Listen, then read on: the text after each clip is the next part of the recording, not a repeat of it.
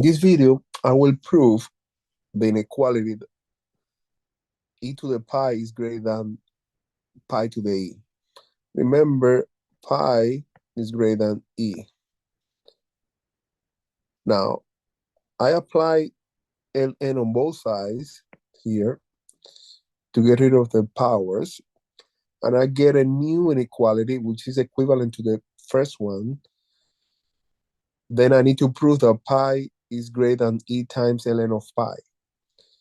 For that purpose, I'm going to create a function by replacing pi by x on both sides.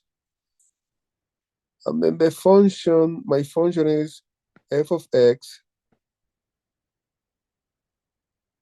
equals x minus e times ln of x. And the domain of the function is x greater than 0. All x is greater than 0, of course, because ln can be negative or 0.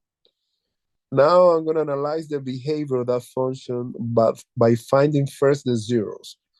And the only zero I get is when x equal e, because if you replace x by e, ln of e is 1, e times 1 is e, and e minus e is 0. And now we know that the point e comma 0 lies on the graph of the function. Then I will apply the first derivative to that function to get the critical points, local maximum or minimum, or intervals of increasing and decreasing. Now, the first derivative gave me 1 minus e over x equal to 0 when x equal e, and it's the same point we get from the 0, e comma 0. Now I'm going to analyze the intervals. On the left of e, if I replace x by a number less than e, and in domain, of course, greater than 0, it can be 1.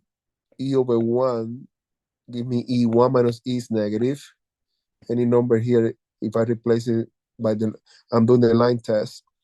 If I plug in a positive number, suppose I'm gonna put 2 times e, which is e cancel with e and get 1 minus 1 half is positive.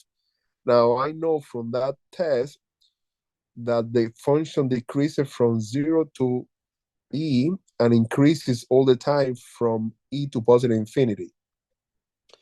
And if the function is positive after e, means that the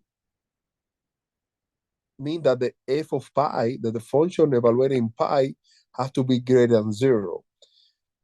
Therefore, pi have to be greater than e times ln of pi, and pi have to be greater than ln of pi to the e if I'm moving e to the top, to the exponent inside, by property of log.